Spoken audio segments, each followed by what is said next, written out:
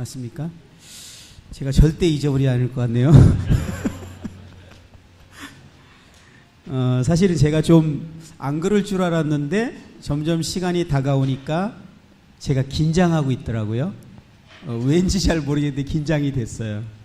그런데 주님께서 형제님을 처음 사회를 이렇게 해주신 이유가 저 때문에, 형제님이 저의 긴장을 싹 풀어주셨어요. 그리고 마음을 편안하게 이렇게 해주셔서 너무 감사합니다.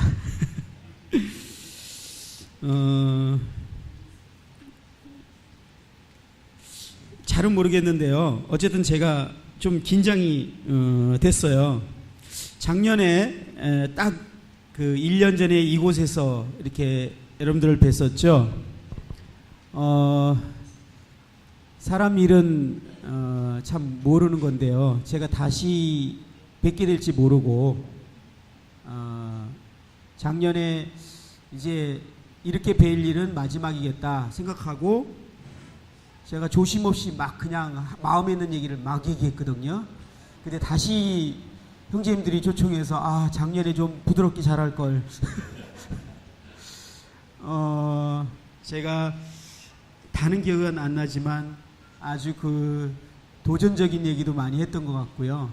여러 가지 마음에 있는 것을 거침없이 많이 얘기했던 것 같은데, 저는 이제 이러고서 떠날 것이다 이렇게 생각하고 다시 안 뵐 거다 생각하고 제가 했는데 사람 일은 하나님만 아시는 것 같습니다. 이렇게 또 1년 후에 뵙게 될지 예상을 못했고요. 그 다음에 제가 좀 더 마음에서 떨리게 되는 두 번째 이유는 수련회를 두 번째 이렇게 함께 수련을 하기를 요청하시면서 형제님들의 그 장로님들의 마음을 제가 보게 됐어요. 전주 기린독교회가 정말 하나님이 기뻐하시는 교회가 되고 싶고 하나님을 사랑하고 하나님께 영광을 돌려드리는 그러한 교회로 되고 싶은 이 간절한 마음이 저에게 전달이 됐어요. 그래서 중간에 잊을만 하면 한 분씩 전화를 하셨어요. 그래서 이렇게 마음을 표현해 주셨는데요. 그 마음이 저에게 전달이 됐어요. 그러니까 한편으로 기쁘지만 어깨가 많이 무겁더라고요. 그래서 그런지 이제 점점 말씀 시간이 다가오는데 제가 긴장이 되더라고요. 함께 기도하는 마음으로 이 수련회가 진행되었으면 좋겠고요. 이 수련을 통해서 참 주님께서 저희들에게 주님의 마음을 정말 보고 느낄 수 있는 그런 시간이 됐으면 좋겠습니다. 그리고 교회가 정말 더 주님께 가까이 나아가는 계기가 됐으면 하는 마음이 있습니다. 수련의 주제를 이제 제가 받게 됐는데요. 조금 전에 말씀했는데 제가 여태껏 수련회를 하면서 이렇게 좋은 제목 처음 들어보는 것 같아요. 그리스도를 살아내는 기린독교회. 표현이 너무 제 마음에 와닿고요. 너무 좋은 것 같습니다. 작년에 제가 드렸던 말씀들이 혹시 기억나는 게 있나요? 작년에 그리스도께서 사랑하시는 교회라는 주제로 수련을 했습니다. 저는 교회 얘기를 하면 제 마음이 뜨거워져요. 그 하나님 마음속에 있는 열정이 저한테 슬슬 전이 되기 시작하면서 또 제 마음이 뜨거워지기 때문에 제가 이렇게 한 군데 서 있지 못하고 막 움직이면서 아마 말씀을 전했던 기억이 나요. 제가 이 말로 마음으로 표현이 안 되니까 제가 이렇게 몸을 막 움직이게 되는데, 이 교회는 저로 하여금 가만히 있지 못하게 하는 주제입니다. 그런데 올해도 이 교회에 대한 두 번째 주제를 가지고 형제자매님들을 뵙게 돼서 너무나 좋고요. 이 주님 마음속에 있는 교회를 정말 제 마음과 입으로 이게 제대로 표현될 수 있을까라는 생각을 하면서 주님께 기도하는 마음으로 이곳에 내려왔습니다.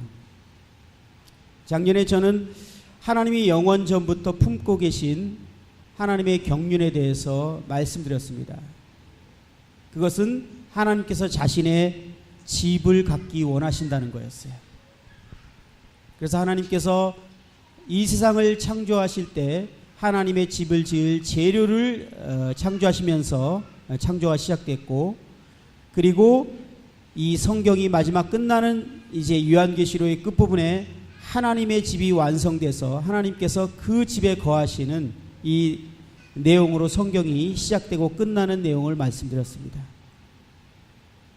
결국은 그 집은 저와 여러분들이 함께 모여 있는 이 공동체인 교회라는 것을 성경을 통해서 확인하게 되었고요.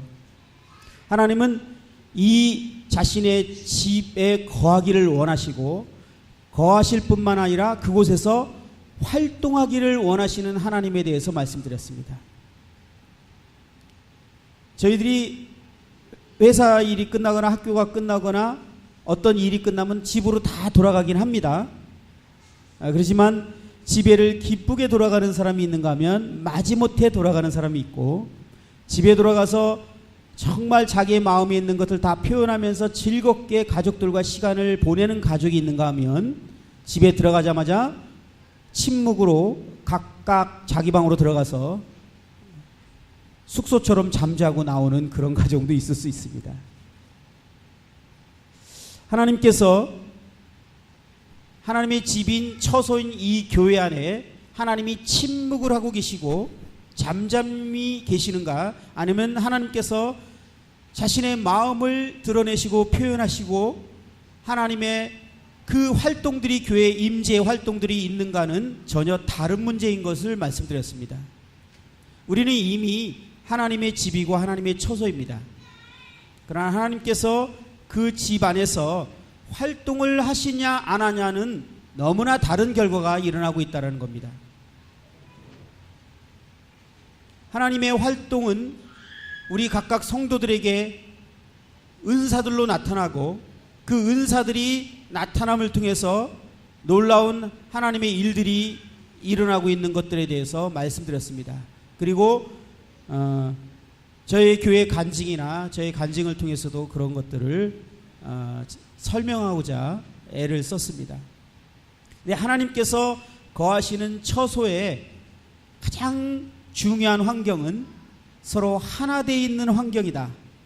하나님의 본질이 사랑이시고 하나이기 때문에 성도들이 서로 하나 될 때 하나님은 침묵해 거하시는 것이 아니라 활동하시기 시작하고 말씀하시기 시작하고, 그랬을 때 형제자매님들이 서로 모일 때 주님이 말씀하시는 음성이 들리기 시작하고, 주님의 말씀이 임하기 시작하고, 은사들이 드러나기 시작하고, 각각 형제자매들이 자신들의 역할들을 하게 되면서 초자연적인 하나님의 나타남들이 눈에 띄게 일어나면서 교회가 놀랍게 성장하고 부흥되는 일들이 일어나는 것을 성경을 통해서 말씀드렸습니다. 이것이 하나님께서 원하시는 하나님의 집입니다. 하나님께서는 그 하나님의 집을 다른 표현으로 아들 예수 그리스도의 신부를 갖기 원하시는 표현으로 또 표현을 하셨습니다.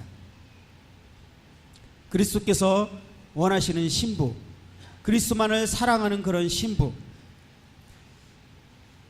작년에 이 교회에 대해서 말씀드리면서 제가 하나됨이 얼마나 중요한지, 하나님의 임재 활동이 나타나는 것이 얼마나 중요한지를 계속 강조하면서 그 임재 활동을 막는 존재가 바로 육신인 것을 말씀드렸습니다.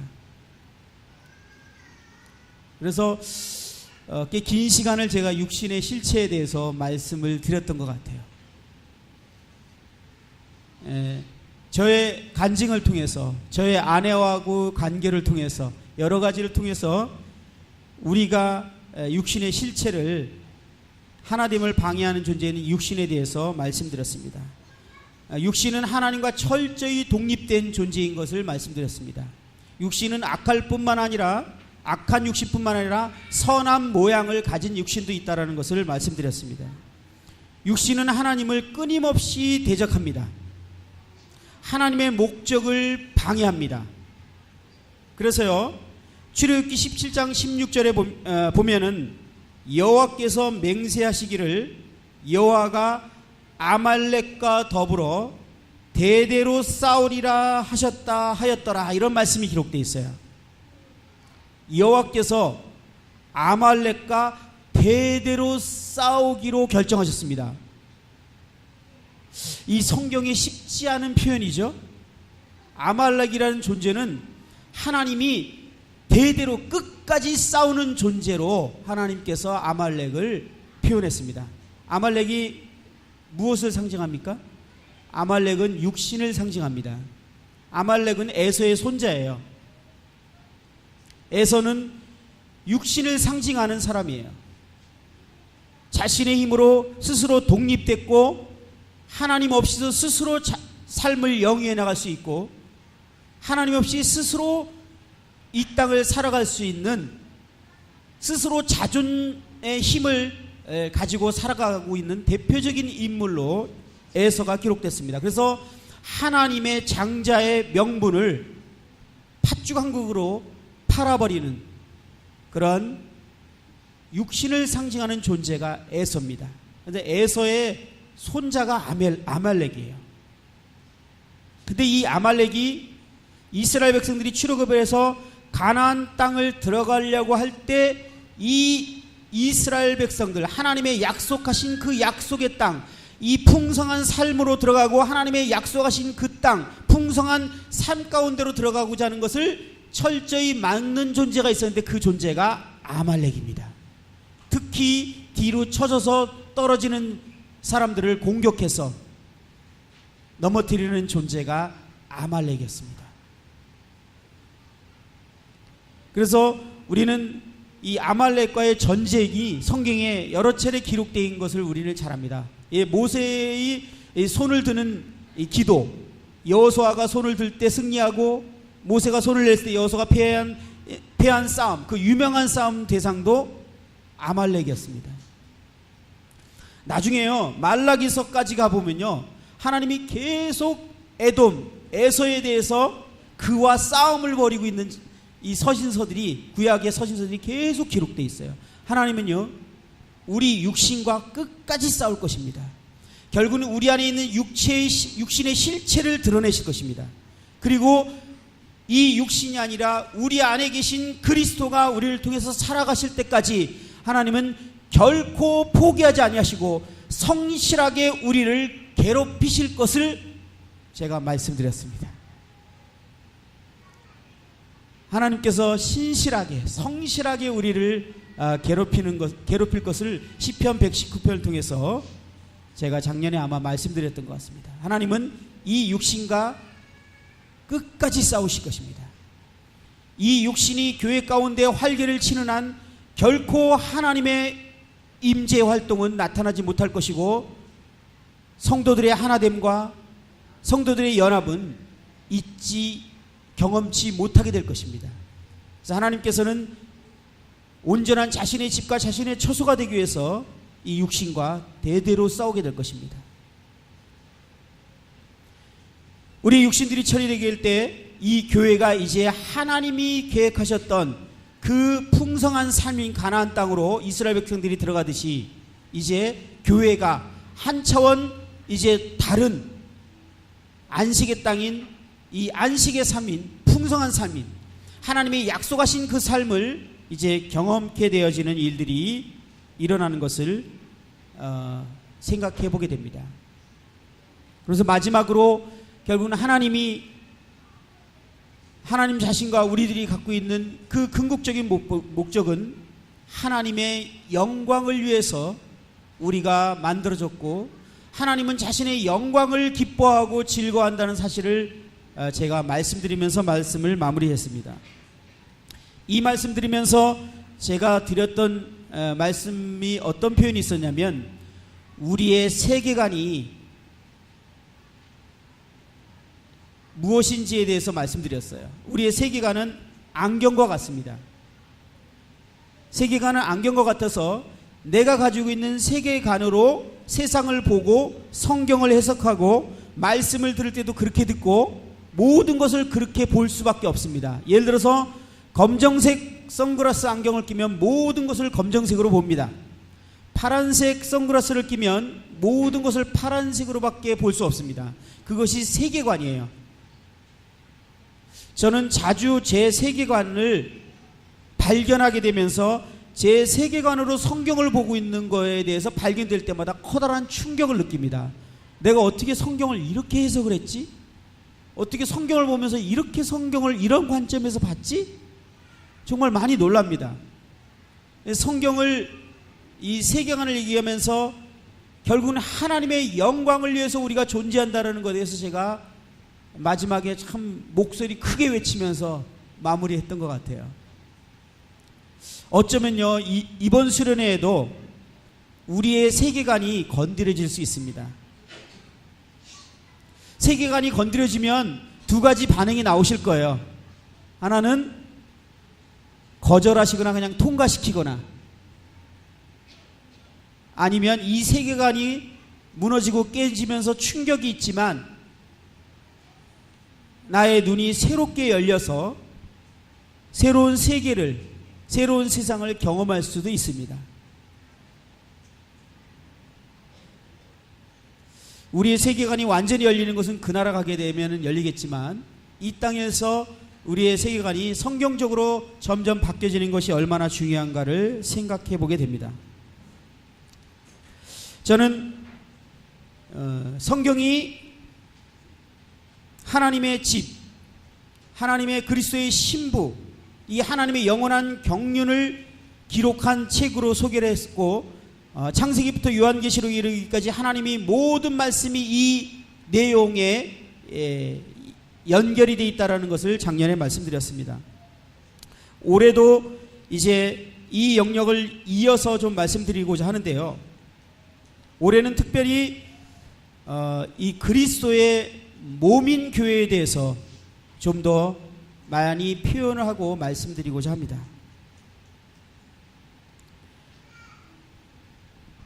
이제 신약에 있는 여러 서신서들을 통해서 좀 더 말씀을 드리면서 교제를 나누게 됩니다. 이번 수련을 통해서 제가 기도하게 되는 것은, 사도 바울이 기도했던 것처럼 하나님의 이 말씀이 이미 우리가 인식하고 알고 있던, 머리에 있던 이 하나님의 말씀이 지혜와 계시의 영으로 말미암아 우리의 심장으로 내려와서 우리의 삶을 변화시키고 우리의 삶에 영향력을 주고 우리가 삶 가운데서 열매를 맺게 되는 일들이 전주 기린노교회 가운데 일어나게 해주십시오라는 기도하는 마음으로 계속 말씀들을 묵상하고 또 기도했습니다. 먼저 복음서에서 보면요, 복음서의 대표적인 복음서를 한마디로 표현하고 있는, 이 사복음서를 한마디로 표현하고 있는 가장 중요한 이 주제와 같은 문장이 하나 있습니다. 그것은 요한복음 1장 18절 말씀이죠. 찾아보지 않아도 너무나 잘 아는 내용입니다. 그건 뭐냐면, 본래 하나님을 본 사람이 없으되 아버지 품속에 있는 독생하신 하나님이 나타내셨느니라.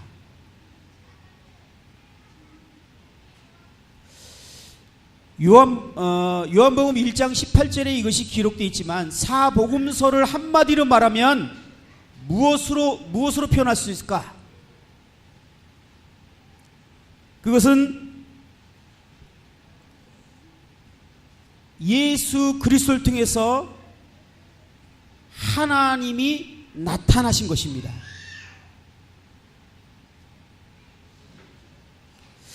다른 성경에 보면 이렇게 표현되어 있는 성경이 있더라고요. 독생하신 하나님이 설명하셨다, 이렇게 해석을 해놨어요. 독생하신 하나님이 나타나셨느니라. 그런데 독생하신 하나님이 설명하셨다. 무엇을 설명하고 있는 것이죠? 예수 그리스도는 하나님의 살아있는 해석이라는 뜻입니다. 예수 그리스도는 하나님의 살아있는 해석으로 이 땅에 오신 것입니다. 그는 보이지 않는 하나님을 이 땅에 보여주기 위해서 볼 수 있는 하나님을 드러내고 설명하기 위해서 이 땅에 오신 분이십니다. 그래서 다른 말로 하면 그리스도는 하나님의 표현입니다.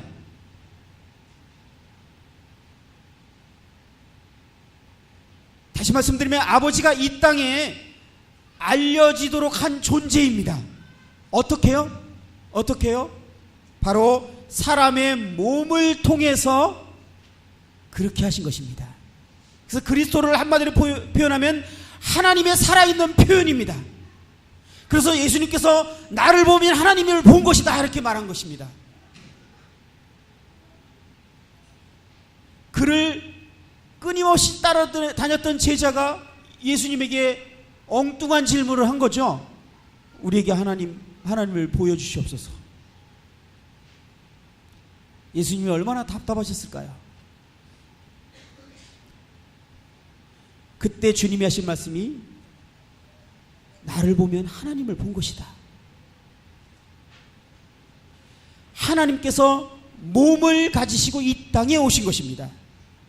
그래서 예수라는 사람은, 예수라는 그 몸을 가진 존재는 하나님의 해석이고 하나님의 표현입니다.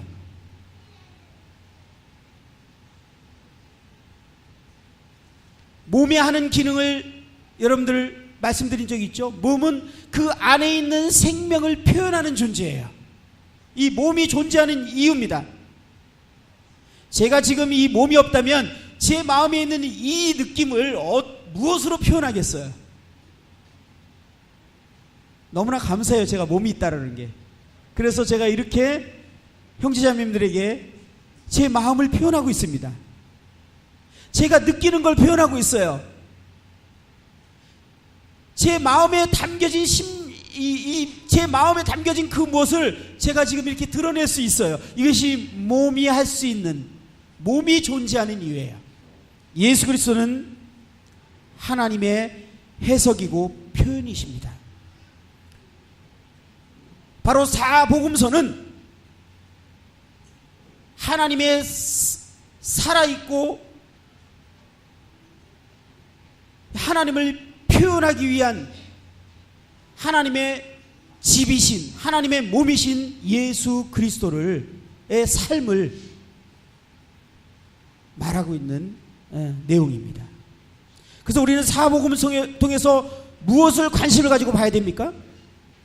하나님이 어떠신 분이신가? 예수 그리스도를 통해서 하나님을 보는 것입니다.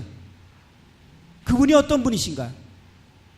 예수님은 완전하신 하나님의 표현이시고 해석이셨기 때문에 그렇습니다.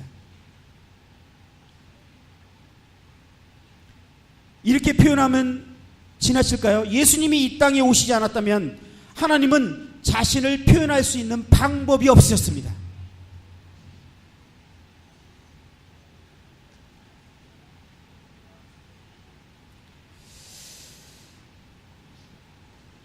마찬가지로요,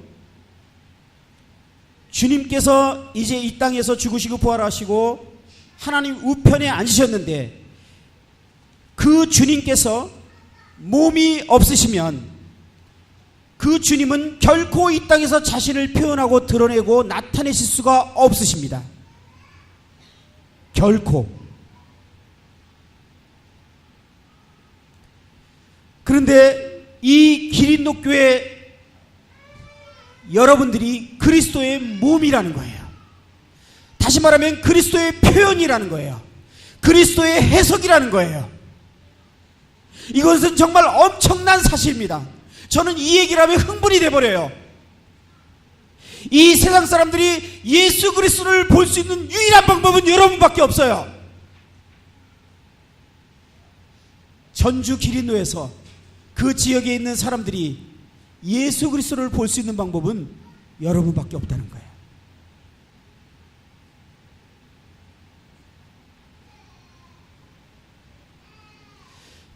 교회가 세워지지 않는 세상 곳곳은 그래서 불행한 것입니다. 하나님을 볼 수가 없어요.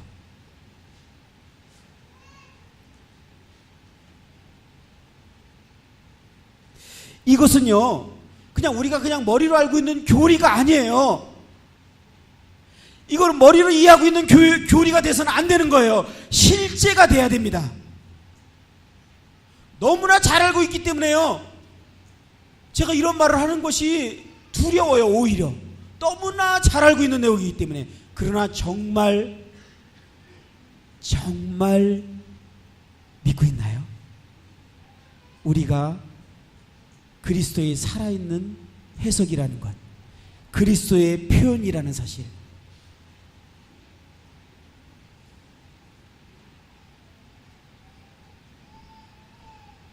그래서 누가가 사복음서와 사도행전을 같이 기록했지 않습니까? 누가복음에서 보면은 누가는 예수 그리스도께서 행하시며 가르치기를 시작한 것을 기록한 책입니다. 누가복음은요. 그런데 사도행전은 그의 삶과 사역이 이 땅에서 그의 몸을 통해서 어떻게 계속되었는지를 기록하고 있는 책입니다.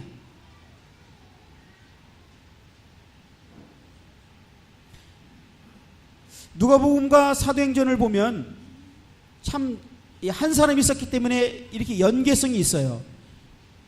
요한복음과 요한일서와 요한계시로 보면 이 한 사람이 기록했기 때문에 참 연계성이 있어요. 이런 면에서 누가복음을 보면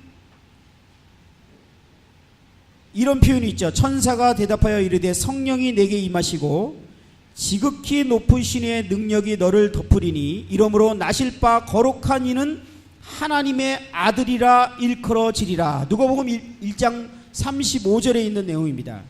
근데 사도행전 1장 8절 2장 4절에 보면요, 오직 성령이 너에게 임하시면 너희가 권능을 받고 그들이 다 성령의 충만함을 받고. 이 두 문장이 똑같은 표현과 똑같은 헬라어 단어들을 사용하고 있다는 것을 보게 됩니다. 누가복음은 그리스도가 마리아의 태에서 성령에서 태어난 얘기로 시작되고 있고요, 사도행전은 그리스도의 몸된 교회가 성령에 의해서 태어난 이야기로 시작되고 있습니다.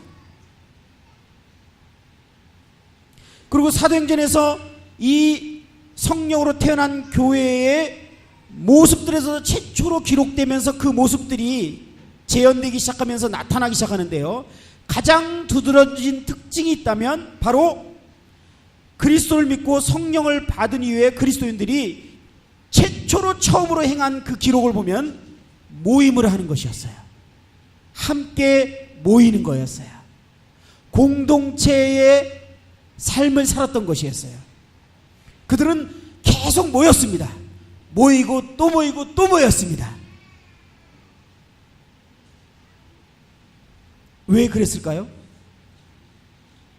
왜 이들은 이토록 모이기를 힘쓰고 또 모이고 모였을까요? 왜? 만약에 우리가 생각하는 것처럼 구원이 목적이었고 그 죄사함 영원한 속죄가 목적이었으면, 그래서 가끔 우리 주변에 그런 사람 있지 않습니까? 구원받고 난 다음에 뭐 가족들이 핍박이 있거나 또는 여러 가지 이유 때문에 교회 생활은 포기하고 어차피 구원받았으니까 뭐 신앙생활 꼭 교회 나가서 해야 돼. 제가 엊그저께도 그런 분 만났어요. 사실은 제가 교회는 나가지 않지만 매사에 주님께 의지하고 기도하면서 주님과 함께 살라고 노력한다고. 이 초대교회 시대에 엄청난 핍박이 있었고요, 그들이 모일 때 엄청난 대가들이 있었어요. 근데 왜 굳이 이렇게 했을까요? 조금 전에 제가 말씀드렸던 그 만난 분들처럼 그렇게 신앙생활 하면 되지 않습니까?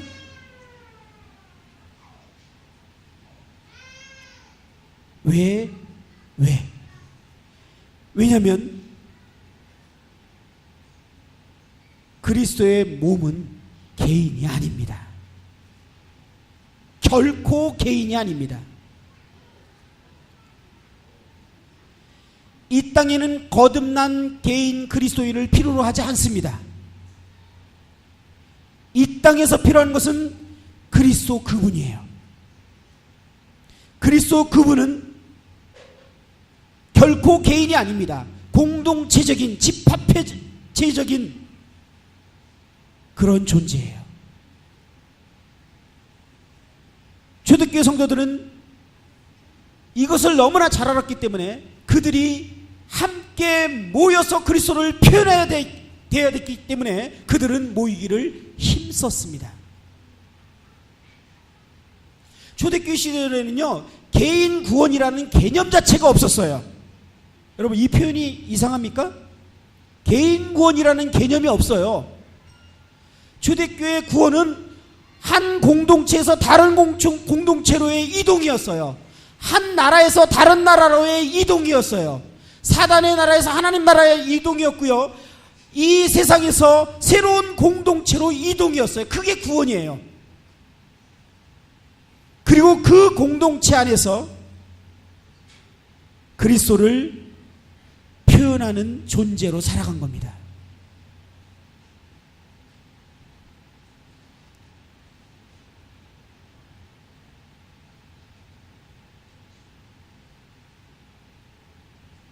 지금 제 마음이 전달되고 있나요? 말이 아니라 이것이 저는 얼마나 중요한지 모르겠어요.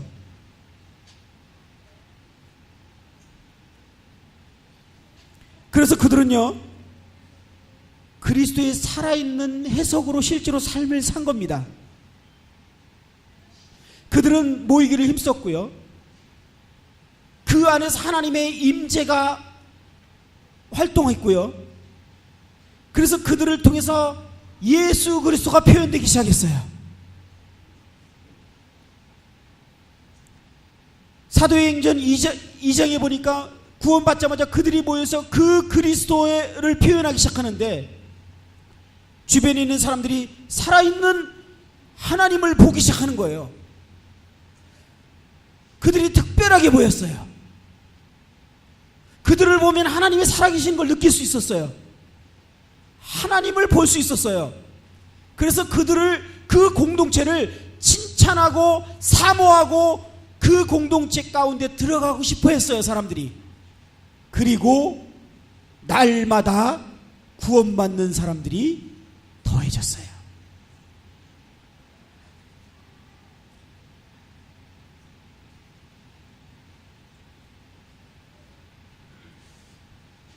여기서 우리 무엇을 생각하게 됩니까? 우리 교회가 하고 있는 것인데, 또 우리들이 하고 있는 건데, 한번 스스로 우리 세계관을 깨봅시다. 초대교회는요, 전도 집회로 영혼들이 구원받고 더이지 않았다고요.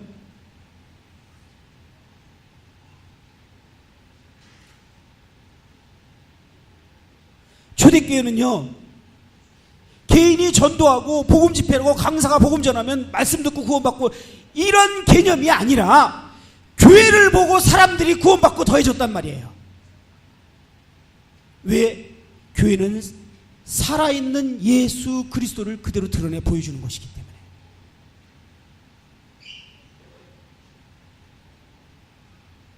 그래서 사도행전 2장에 그렇게 표현되어 있는 거예요. 사도행전 2장에 구원받는 사람들이 그리스도로 살아가는 모습들을 보여준 다음에 그리스도로 살아내니까 백성들이 칭송하고 날마다 구원받는 사람들이 자연스럽게 더해지고 있는 일들이 표현되고 있는 거예요. 사도행전은 그리스도의 몸된 교회에 대해서 모습을 표현하고 있는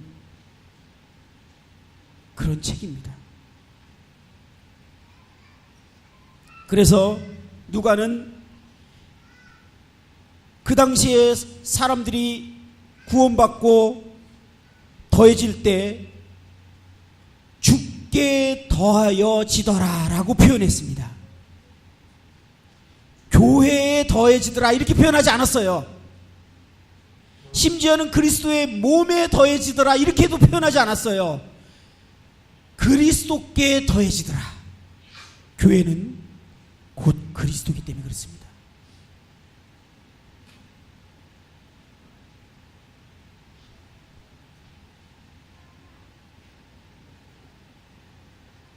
그렇기 때문에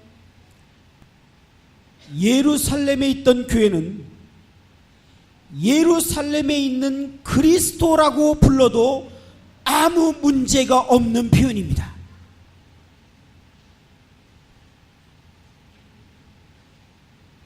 만약 그 당시에 예루살렘에 사는 사람들이 그리스도를 보고자 하면 예루살렘 교회를 보면 됐습니다.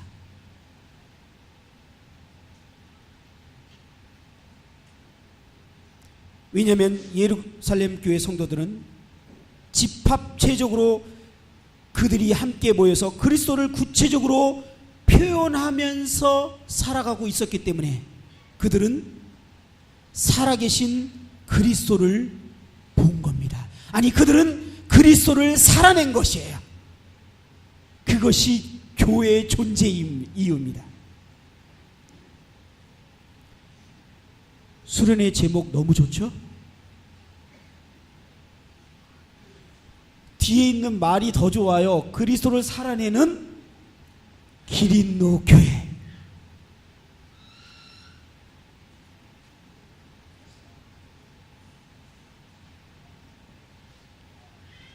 기린노 교회는 기린노에 있는 예수 그리스도입니다. 이게 교리가 아니에요. 실제입니다.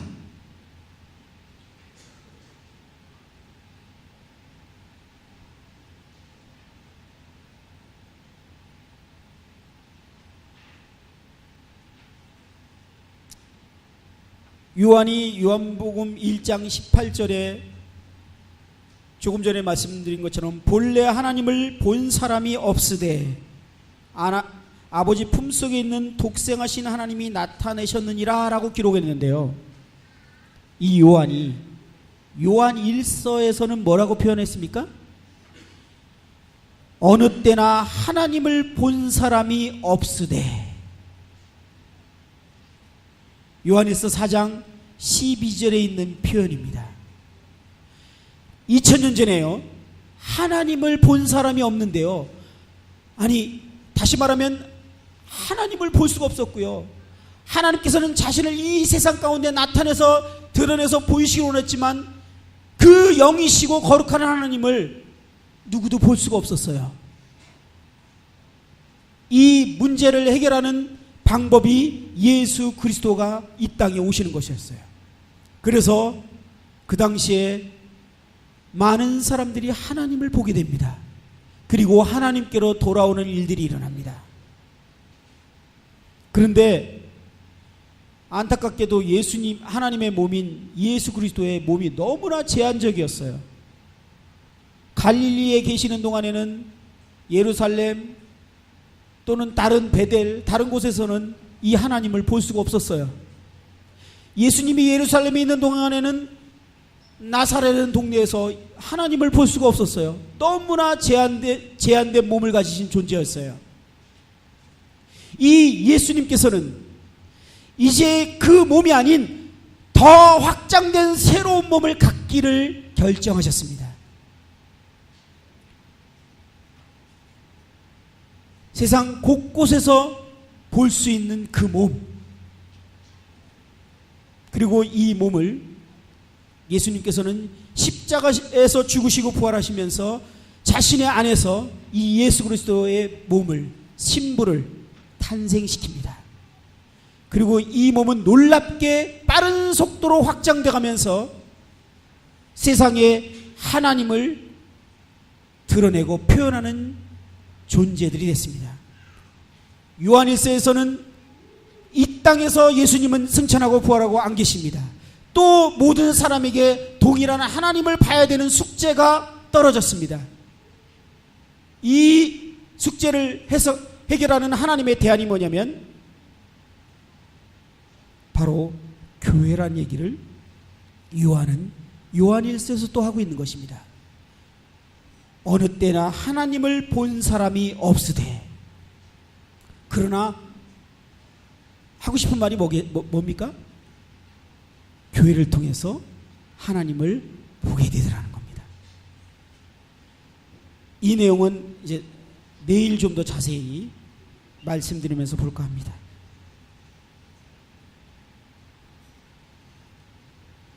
그리스도의 몸은 비유가 아닙니다. 또는 생명이 없는 교리가 아닙니다. 어떤 신학이 아닙니다. 이거는 실체입니다. 실체라고요. 이거를 정말 우리가 믿는다면, 저희들의 삶은 180도로 바뀔 겁니다.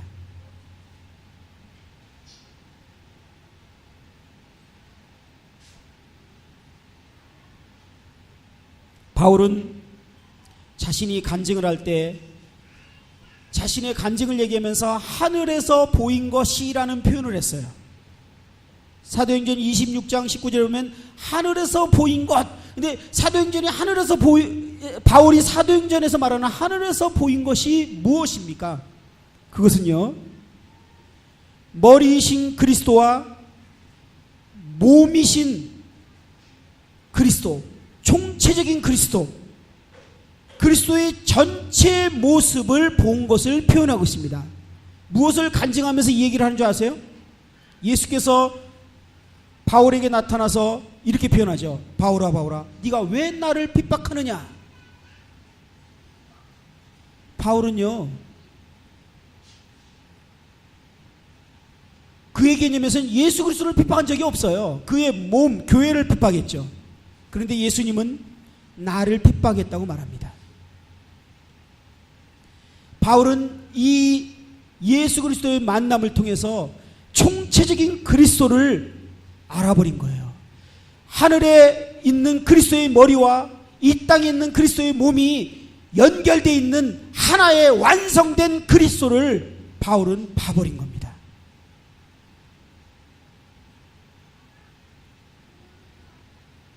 그리고 바울을 통해서 이 교회의 계시가 밝히 드러나게 됩니다. 바울은요, 고린도 전후에서도 이런 내용들을 여러 가지 표현했는데 그 중에 한 가지 예를 들어보면 고린도전서 12장 1절부터 3절에 이런 말씀이 있습니다. 형제들아, 신령한 것에 대하여 나는 너희가 알지 못하기를 원하지 아니하노니 너희도 알거니와 너희가 이방인으로 있을 때 말 못하는 우상에게 이끄는 대로 끌려갔느니라. 그러므로 내가 너희에게 알리노니 하나님의 영으로 말하는 자는 누구든지 예수를 저주할 자라 하지 아니하고 또 성령으로 아니하고는 누구든지 예수를 주시라 할 수 없느니라. 근데 여기에 표현해 보면요, 너희가 이방인으로 있을 때 말 못하는 우상에게 이끄는 대로 끌려갔느니라 라고 표현합니다. 바울은 우상과 하나님의 가장 큰 차이를 무엇으로 말하고 있냐면 말 못하는 우상. 우상은 살아있는 존재가 아니었기 때문에 결코 말할 수가 없었습니다. 죽은 존재예요. 그러나 하나님은 살아계신 분이고 실존하신 분이었어요. 우상과 하나님의 가장 큰 차이라면 우상은 말하지 못하는 존재이고 하나님은 말하시는 분이시라는 거예요.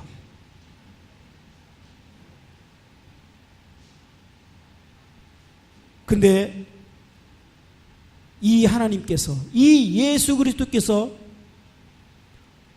어떻게, 어디서 말씀하시나요? 자신의 몸을 통해서 말하고 있다는 걸 지금 얘기하고 있는 중입니다. 예수 그리스도는 자신의 몸을 통해서 말씀하시는 살아계신 하나님이십니다. 주님의 음성을 듣기를 원하십니까?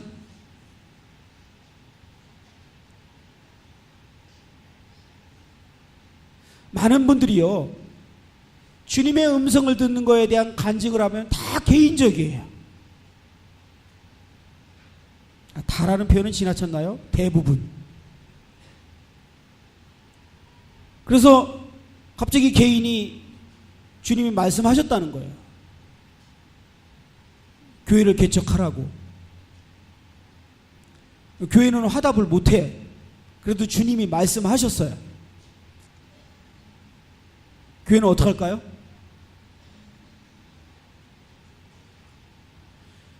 주님이 날 부르셨다는 거예요. 개인적으로 주님의 음성을 들었습니다. 예, 개인적으로 음성을 듣는 것을 저는 부인하는 것이 아닙니다. 그러나 오늘날 우리 모임이 공동체적인 이 주님이 말씀하시는 것에 대해서 너무나 많이 잃어버렸어요.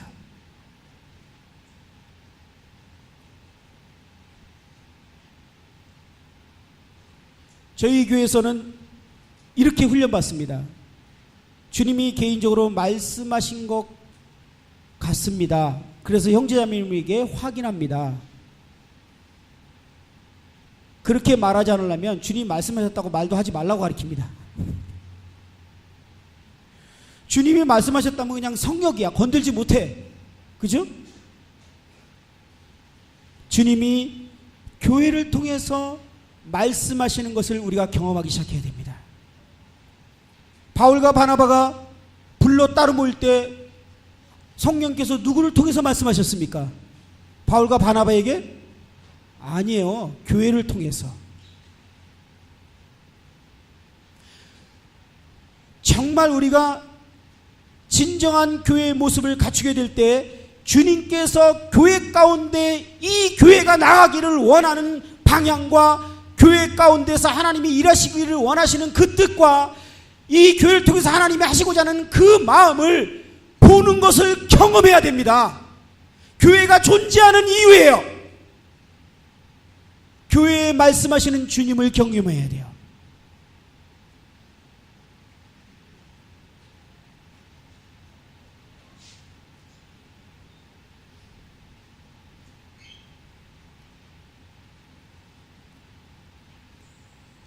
우리 성도들이 이 그리스도를 살아내는 사람들이 됐을 때, 그들이 소그룹으로 모였을 때 그곳에서 문제를 가지고 스스로 결코 해결할 수 없는 어떤 지체가 자신의 문제를 내려놓습니다.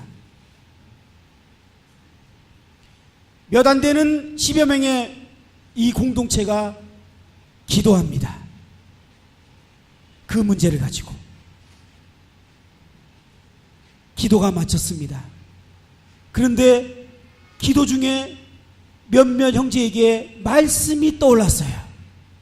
말씀을 펴니다. 그리고 그 말씀을 주님이 주신 것을 나눕니다. 그 기도 제목을 내려놨던 지체가 그 말씀을 통해서 모든 문제의 자유함을 얻습니다. 주님을 함께 찬양합니다. 여러분, 소그룹에서 이런 경험을 하시나요?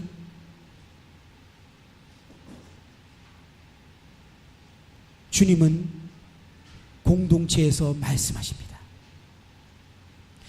그 음성을 들으셔야 됩니다. 말 못하는 우상을 섬기는 것이 아닙니다. 우리는 주님은 교회를 통해서 우리에게 말씀하신 분이세요. 하나하나가 너무나 별 볼 일 없고 연약하고 부족한 것처럼 보이지만, 그런 우리들이 모였을 때 위대한 하나님이 우리 가운데서 나타나십니다. 그렇기 때문에 여러분들은 정말 위대한 존재입니다. 여러분이 하나하나는 너무나 별 볼 일 없지만요, 여러분들이 함께 모이면 여러분들은 그리스도의 표현이 되기 때문에, 그리스도가 그곳에서 살아서 역사하시기 때문에, 그리스도의 음성을 들을 수 있기 때문에, 그렇기 때문에 여러분들은 위대한 존재들입니다.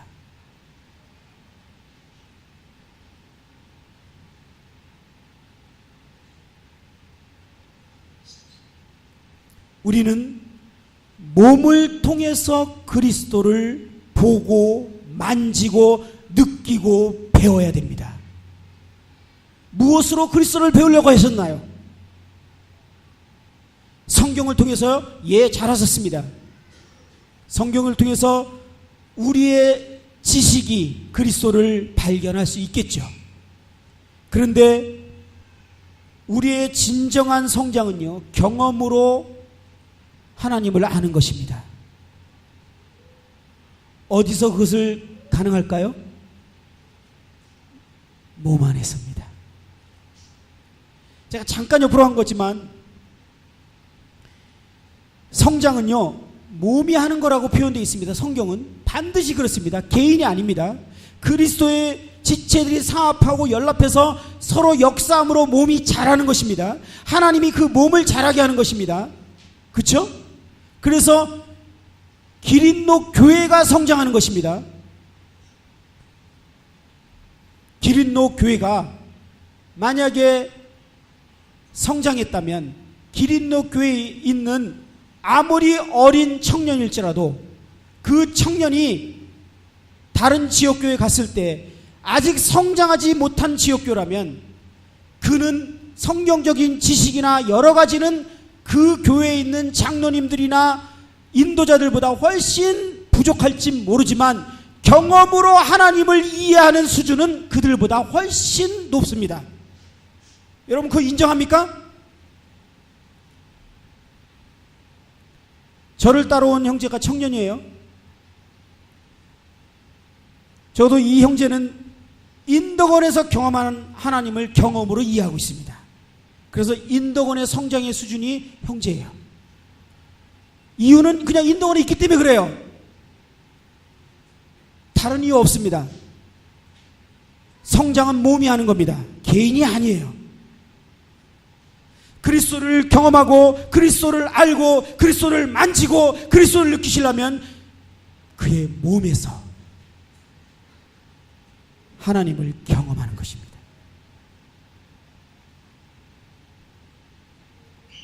그래서요, 가끔 청년들이 회의를 하고 있을 때 제가 옆에서 이렇게 앉아 있으면 웃음이 나와요. 말하는 거나 생각하는 거나 하는 게 똑같아. 그리고 제가 뭐 이런 얘기를 주셨는데 우리 청년 중에 문평 형제님이 여기 청년들하고 왔다는데 송영길 형제님이 그러셨는지 어떻게 박만근 형제하고 말투도 똑같냐고 그렇게 얘기를 하셨다는데 말투가 똑같은 게 아니라 생각이 똑같은 겁니다. 그리고 경험한 하나님이 같은 거예요. 믿고 있는 하나님이 같아요. 이해하고 있는 하나님이 같아요. 왜? 우리는 그리스도의 몸이기 때문에 그렇습니다. 잘난 척할 거 없어요. 그리고요, 열등의식 가질 필요 없어요. 우리는요, 그리스도의 몸인 지체입니다.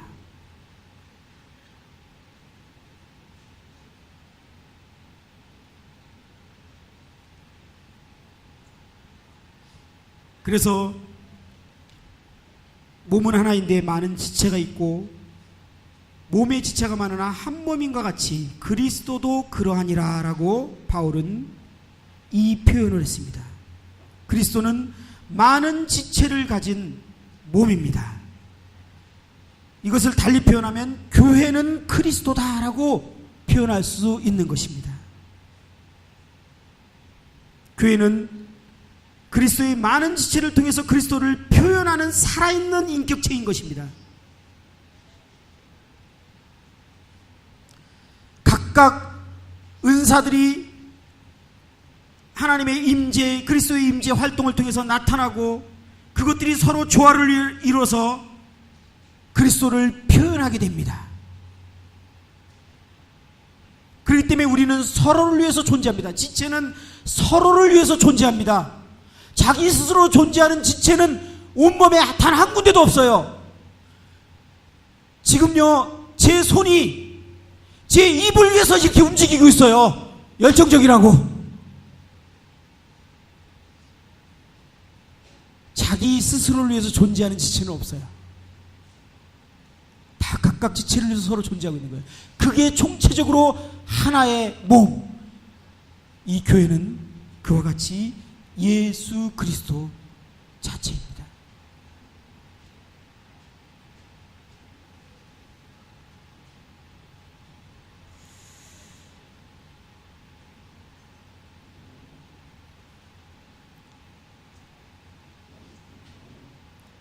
바울은 골로새서와 에베소를 통해서 여전히 이런 표현들을 하고 있습니다. 에베소서 1장 22절 23절을 보면 또 만물을 그 발 아래 복종하게 하시고 그를 만물 위에 교회의 머리로 삼으셨느니라. 교회는 그의 몸이니 만물 안에서 만물을 충만하게 하시는 이의 충만이니라. 이 충만이라는 말은 보완이라는 의미입니다. 원어의 의미가. 그래서 교회는 그리스도의 충만이다. 교회는 그리스도의 보완이라는 거예요. 그리스도가 확장된 것이 교회고요. 결국은 몸을 통해서 그리스도가 완성된다라는 개념입니다. 다시 말해서 그리스도는 몸이 없이는 불완전한 존재가 되기로 선택하신 거예요.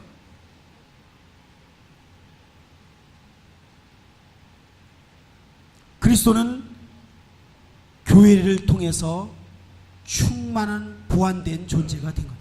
완전한 그리스도가 되신 것입니다.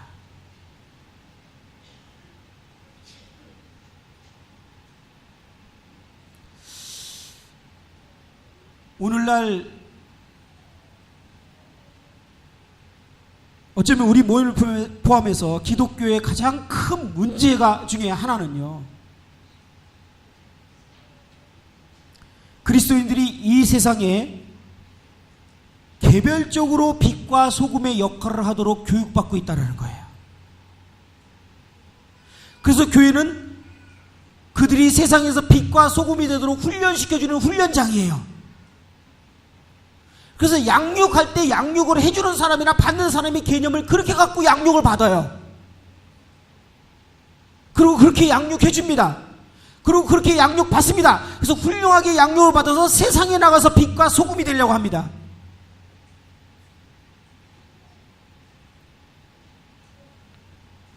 이거는 하나님의 마음을 결코 이해하지 못했을 뿐만 아니라 비성경적이기까지 합니다.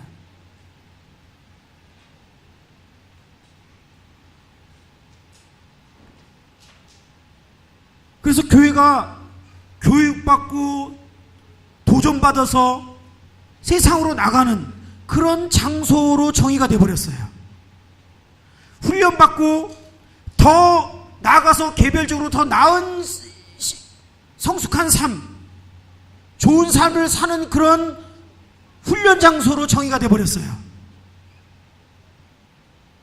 그래서 오늘날 대부분의 교회들이 양육을 하고 있고 훈련하고 있지만 이 양육과 훈련의 목표가 바로 공동체적인 삶을 살도록 하는 훈련이 아니라 개인의 경공과 훈련을 훈련시켜서 세상의 빛과 소금이 되도록 그렇게 훈련을 하고 있다는 겁니다.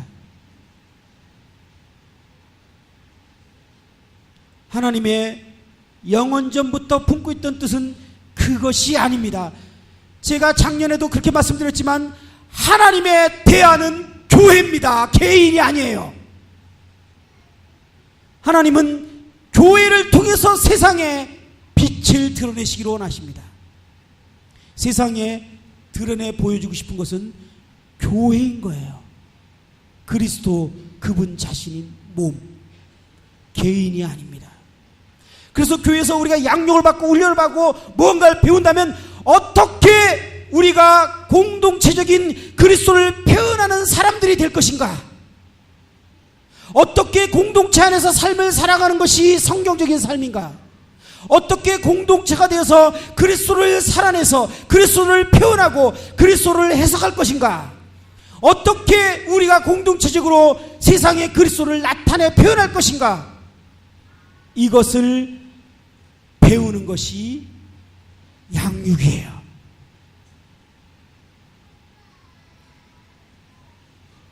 여러분 지금까지 양육 그렇게 받으셨죠? 그런 개념으로 그러리라 믿습니다. 아니시라면 지금 빨리 세계관을 무너뜨리십시오.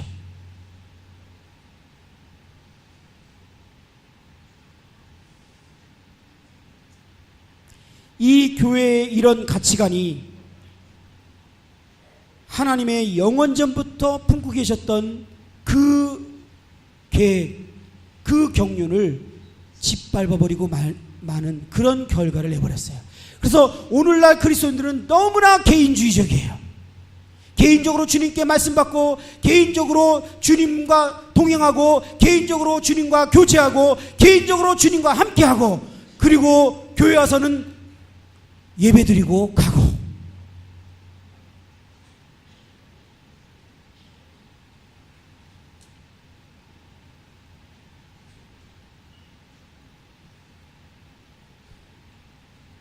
그래서 저희 교회는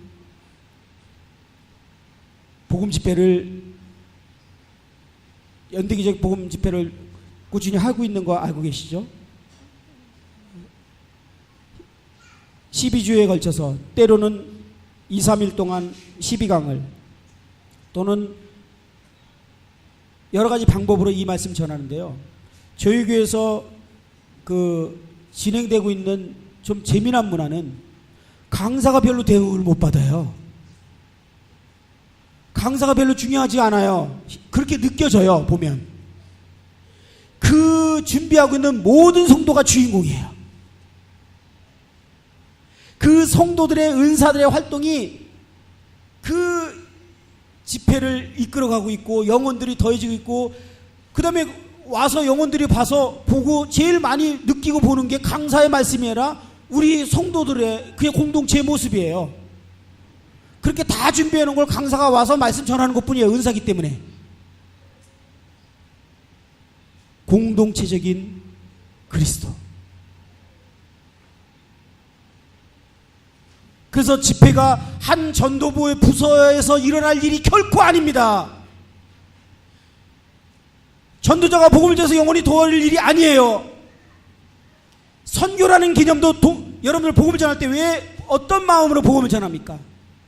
이 복음을 전할 때 그 영혼이 단지 영원한 속죄를 통해서 죄에서 자유케 되고 구원받기 위해서 복음을 전한다면 하나님의 그 영원한 목적을 놓쳐버린 거예요.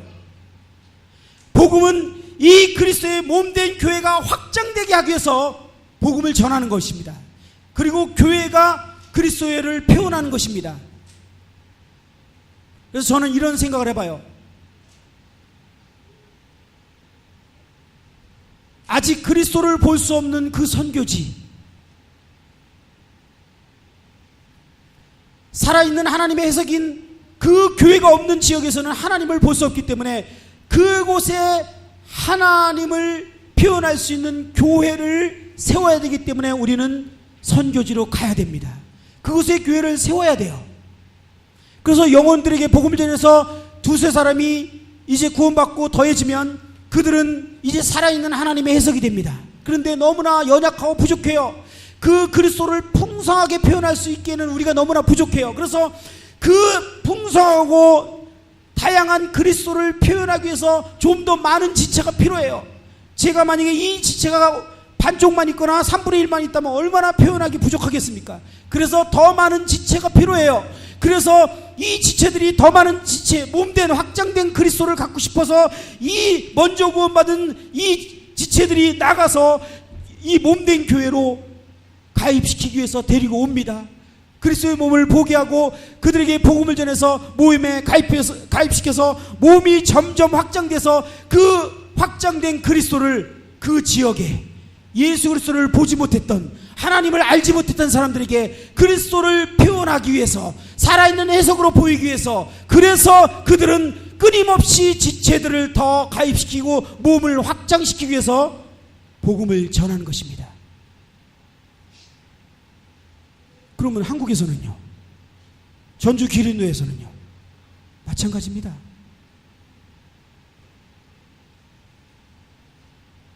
우리가 복음을 전하는 이유예요. 복음을 전하는 방식이에요. 복음을 전하게 되는 이 마음에 있는 열정의 이유예요. 그리스도의 몸이 확장되는 것, 더 온전한 그리스도를 표현할 수 있는 교회가 되는 것. 두세 명이 있는 것보다 10명이 있고 20명이 있는 것이 그리스도를 얼마나 다양하게 표현할지 여러분들 이해하시지 않습니까? 그러나 100명, 200명이 있어도 결코 그리스도를 표현하지 못하는 교회가 세상에는 너무나 많다라는 것이 현실입니다. 결코 그리스도를 표현하지 못해요. 200명, 2000명이 있어도 그리스도를 표현하지 못하는 교회가 너무나 많다는 거예요.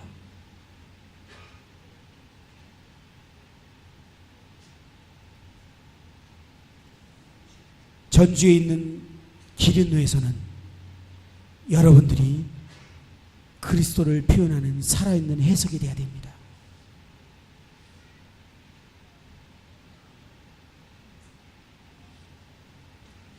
그래서 이 시대에 정말 절실히 요구되는 것은 그리스도인들이 함께 모여서 그리스도의 삶을 살아가는 것을 방식을 배우는, 이 공동체의 삶을 배우는 것이 이 시대의 절실한 요구라는 것을 우리가 인식해야 됩니다.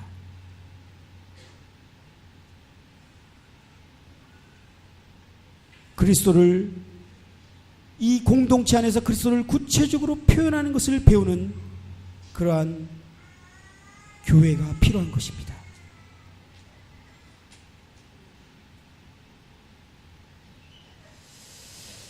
저는 이번 수련회를 통해서 그럼 어떻게 우리가, 지금 저는 이 시간에는 그리스도를 표현해야 되는 것이 교회라는 말씀을 드리고 있습니다. 그러면 어떻게 우리가 그리스도를 살아내서 그리스도를 표현할 수 있을 것인가 라는 구체적인 내용을 이제 내일부터 시간이 되는 만큼 교제를 할까 합니다.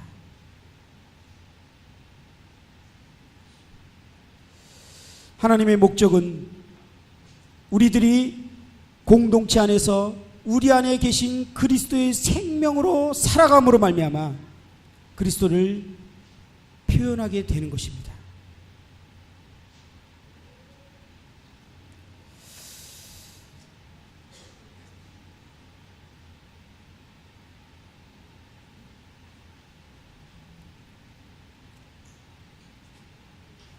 시간이 다 됐네요.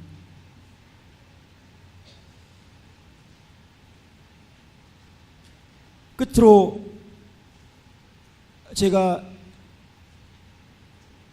책을 보다 보니까 부흥신학이라는 단어가 쓰여 있는 책이 이렇게 있었어요. 신학을 하지 않은 사람이기 때문에 신학적인 용어가 나오면 잘 이해가 안 가요. 여러분들 무슨 말인지 아시겠습니까? 이 말이 신학적인 용어라서. 그래서 관심 있게 한번 읽어봤어요. 그랬더니 이 부흥신학은 영국의 부흥 전도자인 조지 휘필드라는 사람의 시절에 기초가 세워졌고, 우리가 너무나 잘 알고 있는 D.L. 무디를 통해서 이어져서 대중화된 신학으로 얘기합니다.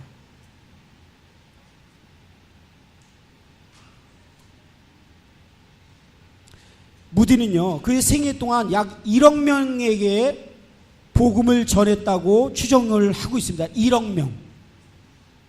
이 시대는 인터넷 없습니다. 전화 없습니다. 자동차 없습니다.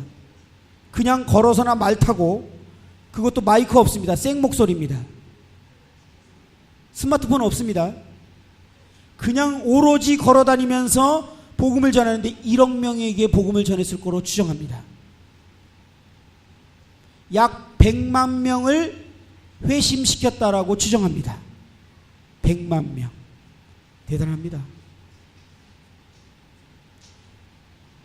근데 이 D.L. 무디가 부흥신학의 성두주자처럼 이 부흥신학을 이제 복음주의적인 기독교계에 뿌리를 내렸는데, 이 부흥신학은 딱 두 가지로 표현합니다. 첫 번째, 우리가 잃어버린 자이며 구원을 받아야 된다. 두 번째, 당신이 구원받았다면 잃어버린 자들을 구원시켜야 된다. 이것이 부흥신학의 표현입니다. 부흥신학에 의하면 구약성경과 신약성경의 모든 말씀이 이 두 가지의 그 기초를 이루고 있다라고 표현을 합니다. 이것 때문에 놀랍게 복음을 전하고 우리가 접하고 있는 이 영원한 속죄, 이 죄사함, 이러한 것들이 이제 접하게 됐습니다. 그런데 과연 성경이 이것이 전부라고 할까요? 우리는 이번 수련을 통해서 이 부흥신학과 성경에서 말하고 있는 하나님의 경륜이 어떤 차이가 있는지 분명히 이해하고 돌아가셔야 됩니다.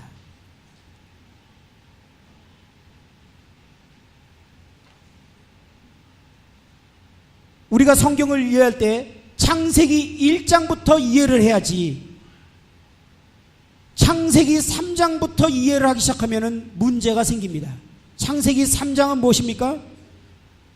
아담이 타락한 후에 하나님께서 구원자를 보내시겠다는 약속을 합니다. 그렇죠? 3장부터 시작하면 온통 성경이 구원자가 오시고 그 구원자를 통해서 우리가 구원받고 우리 영원한 속죄를 얻어서 주님 나라에 가는 것입니다. 근데 창세기 1장부터 시작된다면 어떻게 할까요? 1장은 아직 인간이 타락하기 전입니다. 그때 구원자가 필요합니까? 영원한 속죄가 필요합니까? 아니죠. 하나님의 경륜은 이 세상이 창조되기 전에, 그리고 창세기 1장에서 이미 표현된 것입니다. 그런데 아담이 범죄로 말미암아 하나님의 계획이 잠시 틀어질 뻔한 것인데 그것을 예수 그리스도께서 다시 회복시킨 것이에요.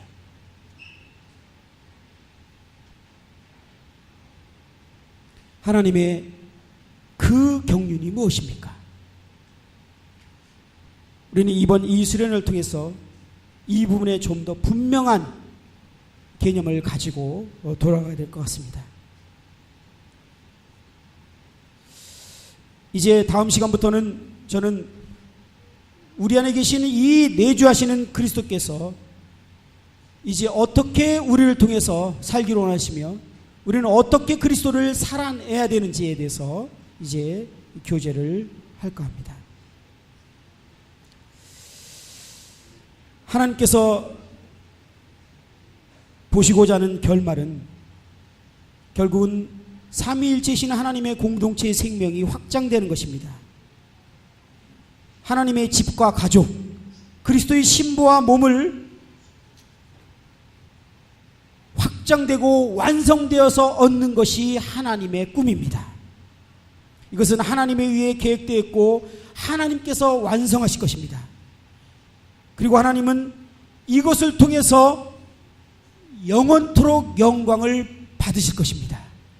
우리는 이 하나님의 계획에 이제 어떻게 동참하고 이 하나님의 계획에 우리가 어떤 역할을 하며 결국은 하나님의 계획이 어떻게 완성되어지고 지금 우리는 이 하나님의 계획이 완성되기 위해서 어떻게 살아가야 될 것인지에 대해서 이번 수련을 통해서 교제를 나누는 시간이 되었으면 좋겠습니다. 내일부터 그리스도를 살아내는 그 삶에 대해서 나누는 시간을 갖도록 하겠습니다. 마치겠습니다.